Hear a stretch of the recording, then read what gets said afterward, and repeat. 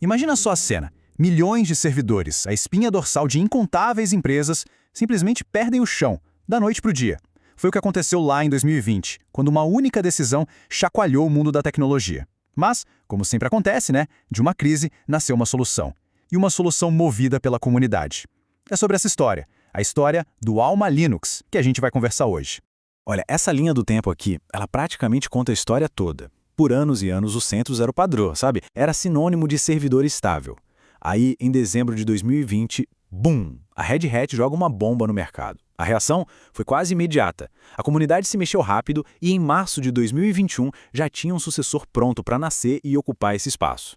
Pois é, toda grande solução geralmente nasce de um problemão, né? E o nosso problema aqui foi essa verdadeira onda de choque que a mudança do CentOS causou em todo o ecossistema. Vamos entender o papel do CentOS. Por muito tempo, ele foi a escolha óbvia. Pensa assim, era como ter toda a força e a compatibilidade do Red Hat Enterprise Linux, o RHEL, só que de graça, sem o custo da licença. Então, ele virou a base para um monte de empresa, de provedor de hospedagem, basicamente o mundo inteiro usava. Era aquele sistema robusto, super testado e o mais importante de tudo, era previsível. Você sabia exatamente o que esperar dele. E aí, veio a notícia que ninguém, absolutamente ninguém, estava esperando. No dia 8 de dezembro de 2020, a Red Hat chega e anuncia o fim do CentOS tradicional, a base de tudo que a gente falou.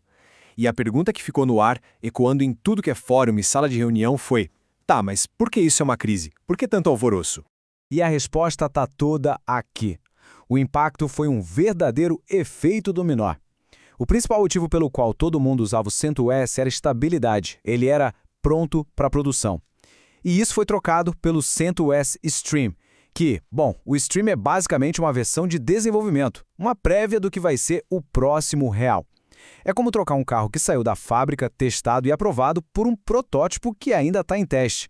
Para milhões de servidores, isso significou uma incerteza gigantesca.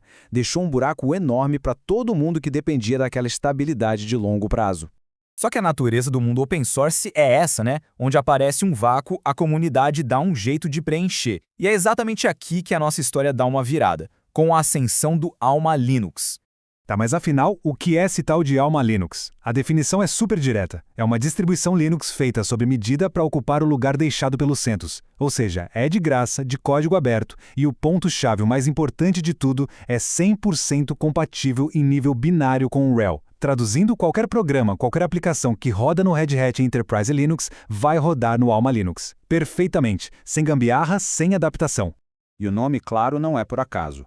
Alma, de espanhol, significa soul, espírito. E essa é a grande missão do projeto. Seu sucessor espiritual, carregar a alma da comunidade que construiu e dependia do antigo CentOS. Ah, e um detalhe importante, quem deu o pontapé inicial foi a Cloud Linux, uma empresa que já manja muito de Linux para servidor, justamente com essa intenção de manter vivo esse espírito comunitário. Beleza, vamos mergulhar um pouco mais fundo. O que exatamente sustenta o Alma Linux? O que faz dele uma opção tão sólida hoje em dia? Aqui estão os princípios fundamentais. Ele é 100% gratuito e open source, ponto. Foi feito para produção, para aguentar o tranco, e se posiciona como o verdadeiro sucessor espiritual do CentOS. Mas o ponto-chave mesmo, a meu ver, é a governança. O projeto é tocado por uma fundação independente e sem fins lucrativos. E por que isso importa? Porque isso é a garantia de que ele vai continuar sendo da comunidade e para a comunidade, sem o risco de uma decisão corporativa mudar tudo de novo. E se precisava de uma prova de que o mercado abraçou a ideia, olha esse número.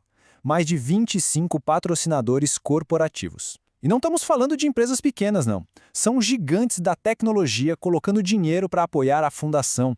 Isso é um sinal claríssimo de confiança e um baita respaldo para o futuro do projeto. Ok, com a chegada do Alma Linux e de outras iniciativas, o cenário do Linux para servidores mudou da água para o vinho. O tabuleiro foi reorganizado. Então, vamos ver como o Alma Linux se encaixa nesse novo quebra-cabeça, lado a lado com os outros players.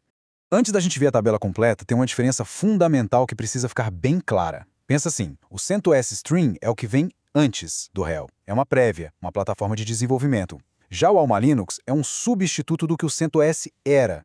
Um olha para o futuro, o outro garante a estabilidade do presente. Agora sim, vamos dar uma olhada na tabela. A gente vê o Alma Linux ali, com compatibilidade binária, governado pela fundação, gratuito e focado em produção. Do lado, o CentOS Stream, que é o upstream do RHEL, governado pela Red Hat. E claro, o próprio RHEL, que é a versão comercial paga. E tem também o Rocky Linux, que é o outro grande nome que surgiu nessa história. Ele é muito parecido com o Alma Linux, também busca ser um substituto do CentOS, gratuito e comunitário. A grande briga entre eles acaba sendo mais sobre a filosofia de governança e a comunidade por trás de cada um. Certo, já entendemos o contexto, a história, o cenário. Mas na prática, no dia a dia, por que alguém escolheria o Alma Linux? Quais são as vantagens reais? As vantagens são bem diretas ao ponto. Primeiro, compatibilidade com o RHEL. Isso significa tranquilidade, nada vai quebrar do nada. Segundo, suporte de longo prazo, essencial para quem não pode ficar atualizando o servidor toda hora. Terceiro, segurança levada a sério, com atualizações saindo rápido. E para fechar com chave de ouro, eles criaram ferramentas que tornam a migração de sistemas antigos, tipo um CentOS 7, algo muito mais simples. E não para por aí. A flexibilidade do Alma Linux é outro ponto forte. Ele não roda só no hardware tradicional x86.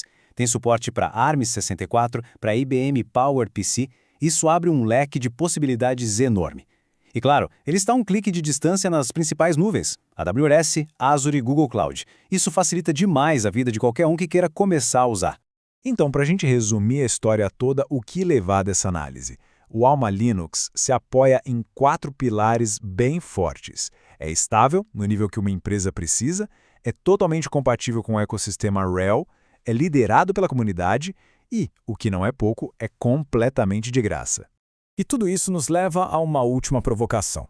No mundo dominado por gigantes da tecnologia, será que a alma de uma comunidade é o suficiente para manter o software corporativo livre e acessível? O sucesso do Alma Linux parece dizer que sim. A grande questão é, por quanto tempo?